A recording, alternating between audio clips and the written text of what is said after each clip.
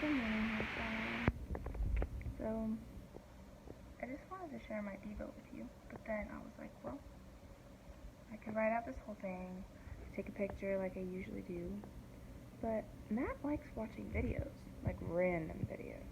So maybe he'd like to watch a video. Maybe that would be better. Anyways, so sorry for the morning voice and the morning hair, morning face, all that stuff. But, anyways, I just want to show you. So, I'm in, kind of, Song of Solomon. Like, that's where I always start. And then sometimes it leads other places. But, so yesterday, you know how I was in Deuteronomy 8? Well, it came because I was in Song of Solomon 3, verse 6, which says, "Who is this coming out of the wilderness, like pillars of smoke, perfumed with myrrh and frankincense, with all the merchants, fragrant potters? Behold, it is Solomon's couch." And so it's pretty much the coming of Jesus out of the wilderness. Well, then I have all of these little prefixes here. No, it's over here. Right there. See all those little verses? So then one of those is Deuteronomy 8:2, and it's talking about the wilderness and how, like, Jesus is in the wilderness as well as, you read it. But he's leading us through, and so it's, Jesus isn't afraid of the wilderness, which is cool.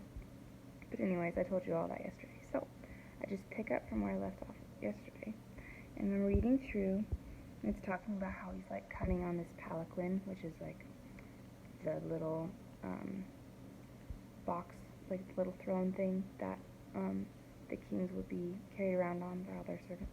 So he's coming, and it says, the woman is speaking, and she's like, "Daughters of Jerusalem, like, go and see him coming," kind of have a welcoming committee, because he's coming, and he's this big fiasco. He's got all his soldiers and stuff, and it says, "Go forth, O daughters of Zion, and see King Solomon with the crown Go forth, O daughters of Zion, and see King Solomon with the crown with which his mother crowned him, on the day of his wedding, the day of the gladness of his heart." And I was like, oh, the gladness of his heart, like, that is such a wedding, like, that's what a wedding is. It's the gladness of our hearts, like, it's a big deal. And for Solomon, it's also a big deal.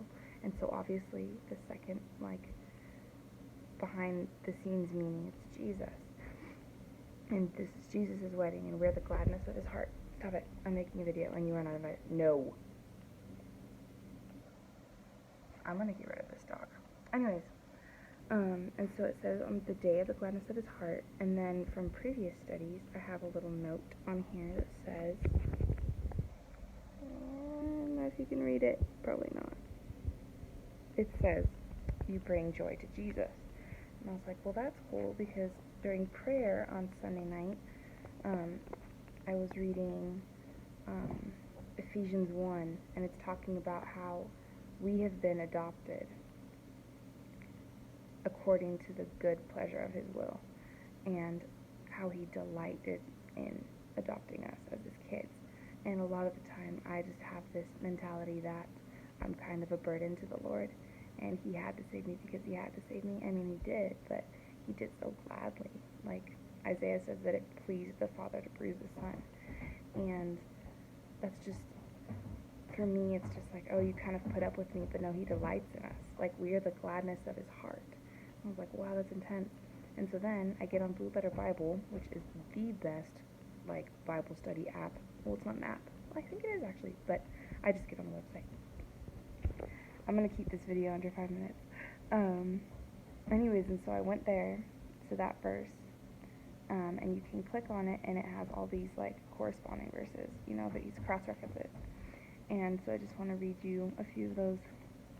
And so Isaiah 53:11 says, "He shall see the labor of his soul and be satisfied. By his knowledge my righteous servant shall justify many, for he shall bear their iniquities." So he sees the labor of his soul, and he's satisfied. Like, he's like, yes, I see what I've done for my people, and I'm satisfied with it. Jeremiah 32:41 says, "Yes, I will rejoice over them to do good, and I will assuredly plant them in this land with all my heart and all my soul." And so he's rejoicing in doing good to us. Like, God loves to do good to his kids. And that word soul, like all my heart and all my soul, you don't think about God having a soul. I don't, anyways. But that word, it means that's like where the seat of your emotions and your passions are. That's like, it's called the seat of man. It's like where the true man, who the true man is. And so he's saying, like, with everything that I am, kind of what you were talking about yesterday, everything that I am, all my emotions, all my passion, I'm going to pour into this people. And I love them, and I want to do good with them and good to them. And then Zephaniah 3:17, the Lord your God is in your midst. The mighty one will save. He will rejoice over you with gladness. He will quiet you with his love. He will rejoice over you with singing. I know we've all heard that verse, and I'm not a very sentimental person, and so I read that verse, and I'm like, okay, but that's the heart of God, and I should not discredit that. And so I read that this morning, just like he's rejoicing over me with gladness. He loves me, and he's rejoicing over me, and he's going to quiet me with his love, not with necessarily just the knowledge of that he's in control, but just the fact that he loves me. That's going to quiet my soul. And he's going to rejoice over me with singing. Yeah. And so just those verses, they're just like, hey, like you are the gladness of God's heart. And so that was just really cool to see like how the Lord views me, the true way that the Lord views me, not the way that I think he views me. And then, I mean, then in Song of Solomon, in verse 4, or chapter 4, it's like Solomon totally love lettering, admiring his bride. And it's got all the crazy goats of Gilead hair and the breasts like twin fawns, like all that. That's what comes right after. So he's just admiring his bride. And so it's just showing like how God truly looks at us with gladness in his heart, and he rejoices over us to do good. And it was according to the good pleasure of his will to save us. And so, yeah, that's a look into my devos. And I think I just took, 7 minutes to do that. So, there you go. Yeah, and now my dog's chasing his tail. So, I hope you have a great morning, and I love you. And can't wait to see you in exactly a month. Yay! Bye.